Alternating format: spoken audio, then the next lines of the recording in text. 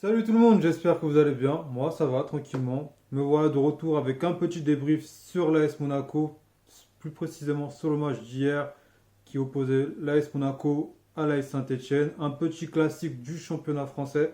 Et le moins qu'on puisse dire, c'est qu'il y a pas mal de choses à dire sur ce match, puisqu'il y a eu des erreurs d'arbitrage, il y a eu des jolis buts, il y a eu du beau jeu par intermittence, on va dire. On va débriefer ça. Allez, on commence. On commence avec une AS Monaco plutôt entreprenante en début de match, avec une bonne circulation de balles, un bon petit pressing qui a un petit peu étouffé Saint-Etienne jusqu'au premier but. Le premier but inscrit par Sofiane Diop avec notamment une belle percée de Gelson Martins qui, pour une fois, hier m'a agréablement surpris puisqu'il a fait un très bon match, mais je reviendrai plus tard dans la vidéo. Donc, comme je le disais, une bonne petite percée de Gelson Martins qui transmet à Sofiane Diop qui lui la redonne à Wissam Ben Yedder qui nous gratifie de là la passe un bon petit chocolat. C'est un petit chocolat, la petite balle lobée au-dessus de la défense qui retombe dans les pieds de Sofiane Diop. Et que dire du contrôle et de l'enchaînement de Sofiane Diop pour marquer ce but. Incroyable. Incroyable. La rapidité d'exécution, phénoménale. Il a juste contrôlé, enchaînement direct et but. En faisant passer le ballon en dessous du gardien. Franchement, chapeau Sofiane Diop. Tu m'as étonné hier. Très joli but marqué par l'AS Monaco. Mais comme je le disais juste avant, on a un Monaco entreprenant jusqu'au but. Puisqu'après le but, Saint-Etienne a remis la main mise sur le ballon, s'est montré un petit peu plus pressant. Et d'un autre côté, on a eu un Monaco un petit peu plus moribond qui avait du mal à enchaîner 5-6 passes, qui avait un pressing assez désordonné. Et on a été acculé sur nos cages jusqu'à la fin de la première mi-temps d'ailleurs. Acculé sur nos cages, on a concédé action sur action, corner sur corner. D'ailleurs, il y a eu des corners qui étaient assez évitables à mon sens. Mais bon, on va pas refaire le match. Et c'est d'ailleurs sur corner qu'on prend un but de Mathieu Debuchy qui arrive à prendre le ballon de la tête entouré de trois monégasques. Alors là, les gars, faudra m'expliquer quand même parce que je ne comprends pas comment un mec qui fait 1m73, 1m75, qui dépasse pas les 1m80 en tout cas, arrive à prendre la balle entouré de trois monégasques, dont un monégasque qui fait plus de 1m90 dans le lot. Expliquez-moi comment ça c'est possible. Parce que moi j'ai beau chercher, je ne comprends pas. Le marquage, il était trop laxiste, manque de concentration, manque d'agressivité. Sur le but de Debuchy, il y a tous les ingrédients qui sont réunis pour encaisser un but. Et ça s'est vu. J'en ai vu sur les réseaux sociaux qui se sont pris un peu à manonner sur ce but-là. Moi, j'ai envie de vous dire, là, sur ce but, il peut strictement rien faire. La tête, elle est superbement bien placée. S'il arrive à enlever le ballon, franchement, c'est un exploit. On va pas se mentir, c'est un exploit s'il va la chercher. D'ailleurs, Manonnet, j'aimerais revenir sur lui parce qu'hier, il nous a fait un match, je dirais pas phénoménal, mais il nous a fait un très bon match, un match d'une très bonne facture. Et il m'a plutôt étonné parce que moi, j'avais l'habitude de dire que c'était un plot, on va pas se mentir. C'est un gardien qui est vraiment pas rassurant de base. Mais hier, il a fait son match, il nous a sorti des arrêts à la Subasic au grand temps de Subasic. Je parle pas des dernières années, mais quand Subasic savait encore faire des arrêts. Bah là, dans ce match, j'ai revu Subasic. À peu près le même style d'arrêt, le même style pour capter les ballons, même style pour gagner du temps. Il nous a fait du Subasic hier. Donc ensuite, on enchaîne. Donc l'AS Saint-Etienne qui continue à pousser dans le match, qui enchaîne occasion sur occasion, qui arrive bien à faire coulisser notre bloc défensif de gauche à droite. Et arrive ce qui arrive, le penalty sifflé pour l'AS Saint-Etienne. Et j'ai envie de vous dire, si c'est pas l'AS Monaco, si c'est pas Monaco, le penalty n'est jamais sifflé. Allez, peut-être si c'est l'OM, le penalty est sifflé.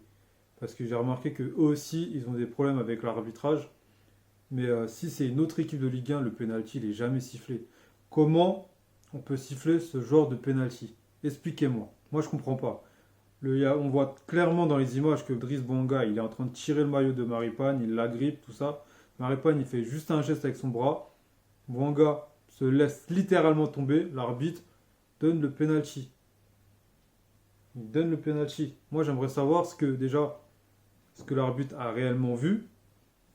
Et deuxièmement, j'aimerais savoir ce qu'ils disent dans le camion de la VAR. Parce que pour dire que ça, c'est penalty, franchement, il faut vraiment ne pas connaître le football, il faut vraiment être aveugle. Donner un penalty sur ce genre d'action, c'est un tue-football. Voilà, c'est un tue-football. On va pas dire autre chose, c'est du tue-football. Donc Bouanga se charge lui-même de la sentence, hein, de 1 pour l'AS Saint-Etienne. Ensuite, on enchaîne, et pour moi, le tournant du match, c'est-à-dire le carton rouge que Matazo a pris. C'est incompréhensible. J'y reviendrai un petit peu plus tard, mais c'est incompréhensible de se prendre un carton rouge sur ça. Bref, on va passer un petit peu, on va continuer le petit débrief, je reviendrai sur les faits de jeu après. Et jusqu'à la fin de la première mi-temps, bah, ça va être comme ça va être des assauts sur les cages monégasques. Ils vont essayer de bien faire coulisser le bloc de gauche à droite. Et on arrive à la mi-temps avec un score de 2-1, avec malgré tout une possession de balle qui n'est pas si écartée de ça, puisqu'à la mi-temps il y avait 51% de possession de balle pour Saint-Etienne et 49% pour Monaco. Donc encore dans les statistiques, c'est encore assez équilibré. Même si pendant la première mi-temps, on va pas se mentir, nous les supporters monégasques, on s'est fait chier. On s'est vraiment fait chier et c'était vraiment pas rassurant pour nous. Ensuite commence le deuxième acte avec un Monaco comme en première mi-temps d'entrer dans le bain qui met les ingrédients qu'il faut pour pouvoir presser la Saint-Etienne et ça à 10. Et à la 48e minute avec encore une fois une belle percée de Gelson Martins qui nous gratifie au passage d'un grand pont assez classe, faut le dire, et qui dépose toute la défense pour offrir un beau petit chocolat à Kevin Volland qui finit l'action avec une frappe chirurgicale, un petit placé en rupture, magnifique. Franchement, magnifique, le gardien ne peut rien faire. 2-2, et les jeux sont faits là. Les jeux sont faits puisque à partir du moment où Volland égalise, Monaco met un double rideau défensif avec un joueur en pointe pour presser les milieux et la défense et un double rideau défensif pour empêcher les attaquants, les assauts stéphanois de faire mouche. Et là, on va rentrer dans le Manonnet chaud parce que il y a eu une défense qui a bien manœuvré l'équipe, mais quand il y a eu des occasions qui étaient plutôt assez chaudes, Manonnet a vraiment fait le taf. Il a été chercher les balles à gauche, à droite, arrêt réflexe. Il savait quand il fallait garder le ballon, quand il fallait le mettre en corner. Franchement, très bon match de sa part. C'est l'une des... Je pense que c'est la première fois que je dis ça de Manonnet. Il a été plutôt rassurant hier. Hier, il a été rassurant. Ensuite, il y a un deuxième joueur dont je voudrais parler et qu'on n'a pas trop parlé hier, c'est Caio Henrique. Même deux joueurs, Caio Henrique et Ruben Aguilar, qui ont subi assaut sur assaut et qui malgré tout s'en sont bien sortis, surtout Ruben Aguilar qui lui avait déjà un carton jaune et qui a joué de façon assez intelligente puisque comme il savait qu'il ne pouvait plus aller franco dans les actions, dans les tacles, dans les interceptions, et ben il y allait pour gêner l'adversaire et les diriger sur Florentino Luis, qui était rentré à la place de Sofiane Diop. Il dirigeait soit sur Florentino Luis, soit sur Dissassi qui avait une très bonne couverture hier, il faut le reconnaître aussi. Et franchement, il a joué de façon vraiment intelligente. Et Saint-Etienne a eu des occasions pour pouvoir marquer, ils n'ont pas réussi à concrétiser. Et le match se finit sur un score de 2-2. On va dire un bon point, même si j'ai un peu un sentiment de... comment dire, je ne saurais pas comment dire ça. C'est un bon point, mais je pense qu'il y avait la place pour faire mieux dans ce match. Mais c'est les faits de jeu qui ont fait que on n'a pas pu ramener les 3 points à la maison. Parce que si on regarde bien, le penalty était inexistant. Donc déjà, sans penalty, il n'y a pas but, donc ça fait 2-1 et non 2-2. Et le carton rouge, c'est une blague. Je voulais revenir sur ce carton rouge parce que c'est vraiment une blague. Matazo, première titularisation, un bon match à noter de sa part. Il joue le ballon, il prend le ballon, il fait sa petite passe tranquillement. Bon, il est un peu en train de tomber quand il fait la passe, mais il fait une passe claquée en fait. C'est comme ça qu'on appelle ça. Passe claquée. Et il y a Driss Bonga qui arrive en retard et qui se prend un petit coup sur la cheville. Mais le problème, c'est que Matazo est déjà dans le geste. Il a déjà fini son geste. Il a déjà fait sa passe. Et c'est Bouanga qui est en retard et qui vient pour essayer de prendre le ballon. Mais le ballon il est déjà parti depuis longtemps. Donc forcément que Matazo va le toucher.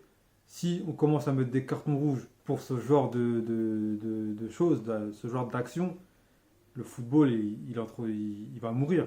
On va avoir des expulsions chaque week-end pour ce genre d'action. Et c'est pas gratifiant pour la Ligue 1. Donc moi j'étais un peu en colère hier et je pense que j'étais pas le seul parce que je vous ai tous lu sur Twitter. Et on était tous en colère parce que incompréhension totale. Kovac, il était à deux doigts d'étriper l'arbitre. C'est invraisemblable ce qui s'est passé hier. Même les commentateurs ne comprenaient pas comment on peut mettre un carton rouge sur cette action. Surtout que à la base, il a mis un carton jaune. Le carton jaune était déjà très sévère. La VAR appelle l'arbitre pour lui dire de venir voir. Il regarde la VAR, il revient, il met un rouge. Enfin, il regarde la VAR. On ne peut même pas dire qu'il a regardé la VAR. Il est arrivé, il s'est posé devant, il est reparti. C'est pas ce que j'appelle vraiment regarder la VAR. C'est dès le départ, il avait déjà son idée en tête de mettre le rouge, mais il fallait une excuse, c'est tout. Et cet arbitre-là, Johan Hamel, il a le culot après de venir vers les entraîneurs et de dire qu'il faut montrer l'exemple, qu'il faut savoir se tenir et rester professionnel. Mais gars, toi-même, t'es pas professionnel quand tu prends des décisions comme ça. Quand tu expulses un joueur pour ce genre d'action, t'es pas professionnel. Ça, pour moi, c'est une faute professionnelle. Et c'est tout le temps pareil. Tout le temps pareil. À chaque match de Monaco, on a le droit à une erreur, deux erreurs d'arbitrage qui nous coûtent des points. Un expulsé, un penalty oublié, un penalty donné, un but hors jeu validé. Au bout d'un moment, à quoi ça sert la VAR? La VAR, elle sert à rien. Déjà, la VAR, elle est utilisée que contre Monaco, jamais à notre avantage. Donc, au bout d'un moment, on a le droit de se poser des questions. Ça fait 30 ans que ça dure. 30 ans que ça dure. Avant, il n'y avait pas la VAR, on nous mettait des petites douilles. Il n'y avait pas la VAR pour essayer de rectifier le tir, donc ça pouvait être compréhensible. Maintenant qu'il y a la VAR, vous arrivez encore à faire des erreurs. C'est pas possible ce genre de choses. Moi, je comprends pas. Et c'est bien mignon les petits discours d'Oleg Petrov ou de Kovac après, qui disent oui, il y a eu un penalty que je comprends pas. Le penalty, je le comprends pas. Mais mec, t'es vice-président du club. Au bout d'un moment, ouvre ta gueule, pousse une gueulante. Il y a que chez nous qu'on fait pas de vagues. Pousse une gueulante, mec. En plus, tu fais partie du comité, donc plus tu vas parler, plus tu vas être écouté. Moi, je comprends pas qu'un club comme Monaco, tous les week-ends, on se fait carotte et qu'il n'y a personne qui parle. Faut pousser des gueulantes, faut montrer que nous aussi, on en a marre de se faire, je vais dire le mot, de se faire enculer chaque week-end par l'arbitrage. Faut que ça cesse. Faut qu'on soit arbitré comme tout le monde. Il peut avoir des erreurs d'arbitrage. Et quand il y a des erreurs d'arbitrage à répétition, c'est pas normal. C'est que clairement la LFP, elle est contre nous. J'ai pas honte de le dire, la LFP, elle est contre l'AS Monaco. Voilà, je voulais parler de ça parce que hier ça m'a vraiment énervé, mais en soi, c'était pas un mauvais match, mais c'était pas un bon match non plus. C'est pas un match où on s'extasie, mais il y a eu des jolis buts. Le but de. Enfin, il y a eu un joli but plutôt, même deux jolis buts parce que les deux buts, moi les gars, je les ai trouvés assez jolis. Après, le penalty, bah, c'est un penalty et le but de Buchy, il est pas mal quand même. Il l'a bien placé. À noter le bon match de Gelson, j'avais dit que j'allais revenir. Très bon match de la part de Gelson Martins. Il a été là dans son couloir gauche à aider Caio Henrique. Il n'y avait pas eu beaucoup d'actions qui sont passées de son côté. C'est plus passé du côté d'Aguilar. Après, il faut le comprendre, Aguilar il s'est pris vague sur vague. Il ne pouvait pas défendre comme il voulait vu qu'il avait déjà un jaune. Donc ouais, toutes les vagues sont partis du côté d'Aguilar. En plus, il y avait tous les joueurs chiants qui étaient de son côté. Bouanga, Arnaud Nordin qui est venu, il squattait de ce côté. Amouma, il est venu pas mal de fois aussi. Il y a Jean-Philippe Crasso qui venait de son côté aussi. Même le petit, là, le petit Camerounais au milieu, comment il s'appelle déjà euh, Neyou. Moi, je crois que c'est ça. Neyou, lui aussi venait quelques fois s'excentrer un petit peu à gauche plus le latéral gauche qui montait aussi. Donc Aguilar, il a pas eu de chance parce qu'il y a eu plusieurs assauts, excusez-moi. Et de l'autre côté, du côté de Caio Henrique, il a bien fermé son couloir. Gelson l'a bien aidé. Et Tino Luis, il était au four et au moulin, un coup à gauche, un coup à droite pour aider. Par contre, il y en a un que j'ai pas vu du match, c'est Tchouaméni, fantomatique. À la fin du match, il a parlé. Je savais même pas qu'il était encore sur le terrain. Pour vous dire, je pensais qu'il avait été remplacé alors que il était sur le terrain. Donc lui, il n'a pas fait un gros match. L'entrée de Pellegrini, nullissime. Il n'y a pas d'autre mot. Il a été nullissime. Il est rentré pour rien apporter au final. Parce que même quand il faisait son pressing il était désordonné. Il faisait pas son repli défensif. Non, il a fait une entrée nullissime. Quand je me dis qu'il a remplacé Pellegrini par Gelson Martin, je me dis il aurait dû laisser Gelson Martin sur le terrain. Willem Gobels, il a fait ce qu'il pouvait, il a fait le repli défensif, mais offensivement, on l'a très peu vu. Et il y a eu une dernière action aussi, quand Ballo-Touré est rentré, où il a décalé un peu sur le côté gauche. Franchement, cette occasion, elle a été très mal jouée parce que je pense qu'à ce moment-là, on doit décaler en haut pour centrer en retrait ensuite pour pouvoir frapper, pour bien déstabiliser la défense. Ça n'a pas été fait comme ça, on va pas refaire le match, mais sur cette action, je pense qu'on aurait pu prendre les 3 points. Voilà, donc je pense que j'ai fait un peu le tour. Si j'ai oublié des choses, n'hésitez pas à me le dire dans les commentaires. Si vous avez aimé la vidéo, n'hésitez pas à la partager et à la liker. Et je vous dis à la prochaine pour une nouvelle vidéo. D'ici là, portez-vous bien et à plus. Et surtout, joyeux Noël à tous et bon réveillon. Si vous avez la chance de le fêter avec vos proches, eh ben, profitez-en. Allez, à plus les gars.